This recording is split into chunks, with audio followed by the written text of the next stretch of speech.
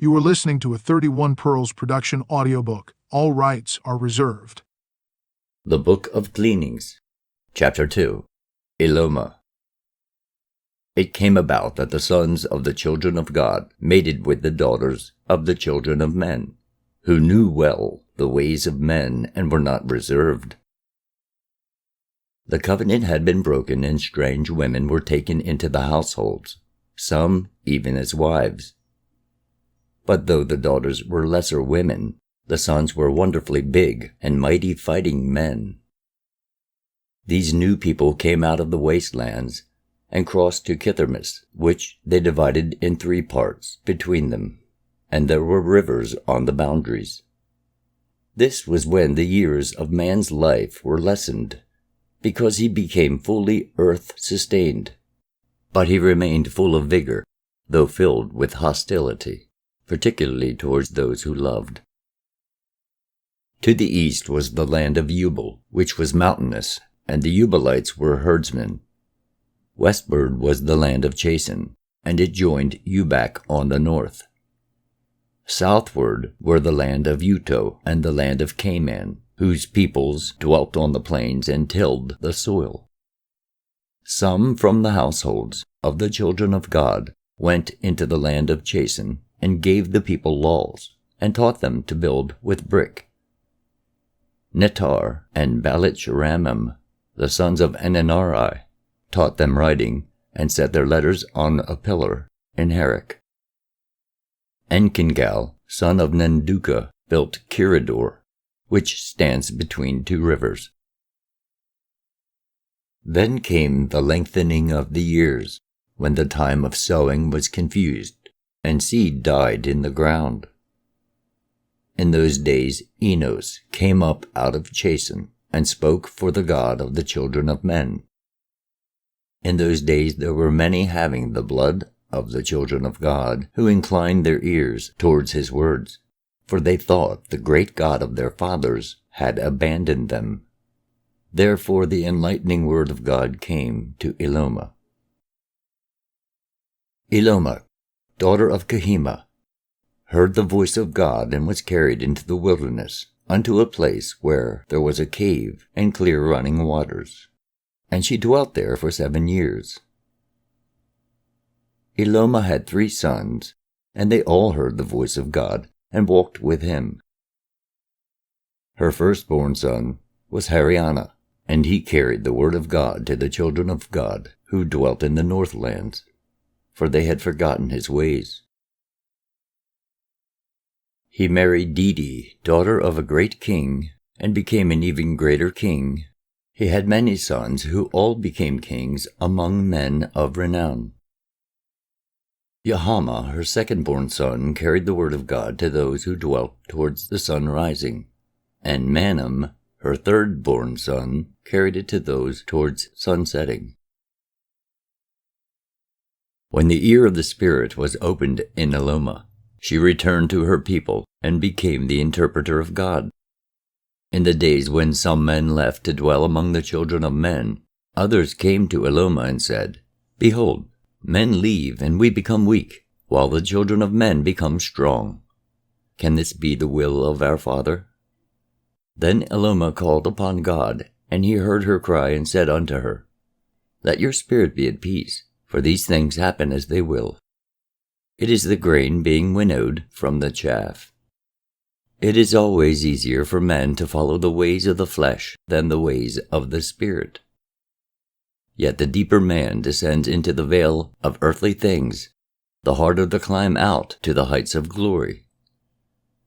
A generation to go down, 10 generations to rise again. Man must struggle, or degenerate.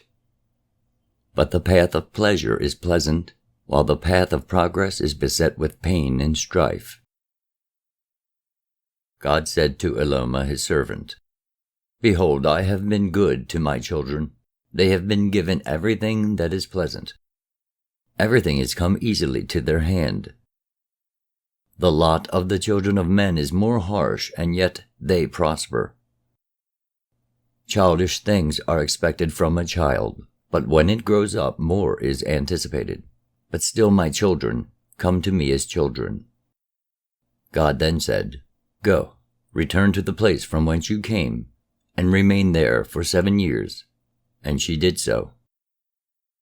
The 7 years passed, and Eloma returned to the people, and, behold, the fertile fields were unsown, the water channels were dry, and there was desolation in the midst of the waters. Eloma sought among the fields, and when she came upon the habitations, her heart was rent apart. For she saw the daughters of the children of God consorted with the sons of the children of men, and were become unlike true women. Then Eloma said to them, Wherefore has this thing come about? And they answered, Behold, men came from out of the wilderness, and our men were like sheep before wolves. See, even now they labor within a pen of servitude. Eloma then went unto the men and said, Wherefore has this thing come about? And they answered her, Behold, the God of the children of men is, unlike ours, a God of battles, and we were delivered into their hands. Then Eloma was heavy of heart, and called upon God, saying, Behold the plight of your children. And God heard her and answered, I am not indifferent, for their sufferings are my sufferings. They are not under the whips of men, but under the flail of God. The grain is being separated from the chaff. They toil not under the blows of men, but under the hammer of God. They are not imprisoned, but are upon an anvil. I am not the God of battles, not the God of nations, not even the God of men. I am the God of souls, the keeper of the treasures of eternity. I have not turned away from my children. My children have turned away from me, disobeying my laws. This cry will echo down through the generations of man. My God, why have you deserted me? And it will come from those who have deserted their God. Arise, go seek among the people, and you will find a maiden who is pure at heart, but she is mocked and degraded by being made a swine attendant. Take her with you, and go to Shinar. Guard her well, for she is the daughter of a new dawning. Eloma sought among the people and found Nenua, maid of the morning, and they went into Shinar. The voice of God came to Eloma in Shinar, saying, This is the way things shall be with those who aspire to godhood. They must follow only the paths which I have shown through the words of my interpreters. The unfolding spirit residing in those who have the blood of the children of God and the greatness that dwells in men shall be magnified in the blood of their children. Their wisdom shall be greatly multiplied, if the tie of blood be strong. As good wine becomes bad if diluted overmuch, so is greatness in the blood of man. There is a virtue in the blood of those whose forebears were the children of God, and if two people having this blood marry, then this virtue is increased in their children. So it is greater than either parent. There is a law of inheritance from which no man is exempt, for man is governed by the laws of earthly creatures as well as by greater laws.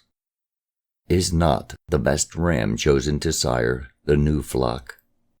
So let woman choose the best among men that they can, and let men choose the best among women, and they who heed my words will know which is the best. Let the truly great ones rule. God said, The creative words remain on this side of the veil, but their echoes resound on your side. The real remains here, but its reflection is there. Creation is my mirror, though it is not without distortions. I have created in spirit and in matter. My thoughts have ranged from the unseeable smallest to the incomprehensible largest. My greatest thoughts form substance for the spirits of the sons and daughters of the earth. Truth and justice, perfection of beauty and goodness, remain with me, and these you can know on earth only by their reflection. In the universe of truth, all things are free from illusion and are seen in reality, but on earth even the reflection is distorted. I have created light and called it substance. It is illuminated within the light of an ever-present love potential. Men call on many gods, though above all there is but one. Yet whatever they call me, I will hear them, for I am the God above names, the God embracing all names. Whatever men believe, if it serves good, it serves God. But gold necklaces are not for sheep, and outward forms of worship must suffice for the spirituality undeveloped. The rituals of men may often be empty ceremonials, but they may also guard the great mysteries behind them. If a man seeks to enter my presence by prayer and says, "God, grant me this or give me that," the thing will be neither granted nor given, unless it be for his spiritual good or benefit another. I am no huckster bargaining blessings in exchange for worship. Nothing man can give can add to what I have. Also, men do me little honor when they fail to recognize that I am above concern for mere bodies which decay and fall apart when the enlivening spirit leaves them. Yet man is but man. Know that I am a God of understanding and compassion. If man cries out to me in genuine stress and suffering, he will not go unrelieved and uncomforted. Yet understand that suffering and sorrow are the lot of man, that he may become man-God. There is also the great law to which man must conform. There are intricacies of enidvadu to be unwoven, and the challenging paths of destiny and fate to be followed. Too often the price paid for things done or not done is pain and suffering, sorrow and distress. But where would be the benefit to the debtor were I to wipe out such debts? Yet will I see that never, be even a single grain, will they exceed that which is absolutely necessary and just. On earth, joy and gladness will always outweigh pain and sorrow. Earth is earth. Take it as you find it. Do not expect to find heavenly things there. It is a place of tuition, and the purpose of life is learning. All things of earth are limited and mortal. Immortality will not be found there. When the things of earth have fulfilled their hidden purposes, each passes away, returning to the dust from whence it came. Behold, in the days to come truth shall be unfolded to all peoples, revealed in a degree and manner which will accord with their needs and capabilities. It will be passed on from generation to generation, and from man to man. The purity of its flame will accord with the quality of the oil of spirituality with which it is fed and replenished. Hence, there will be many differing degrees of purity and revelation. The food which one man enjoys may sit heavily on the stomach of another. Yet it would be foolish to say that the food enjoyed by one should become the food of all. So it is with the spiritual things which men believe.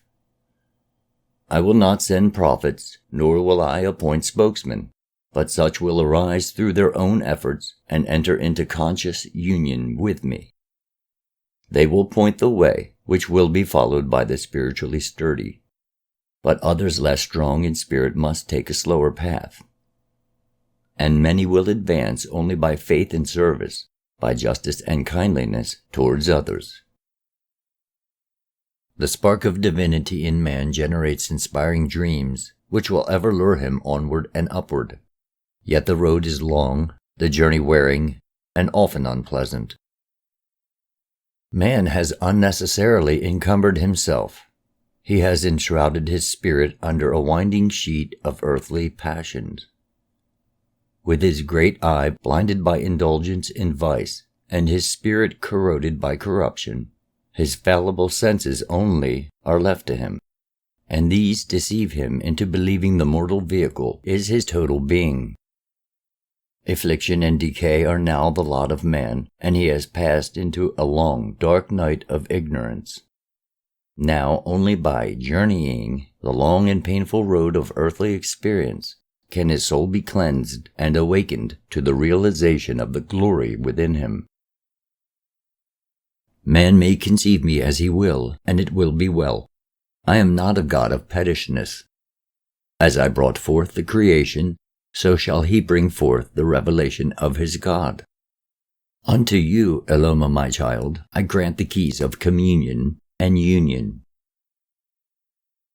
Then Eloma went out among the people and taught them about their Creator in this manner. I bring you the soul-whispered words of God, the eternal tower of strength, the fathomless ocean of compassion.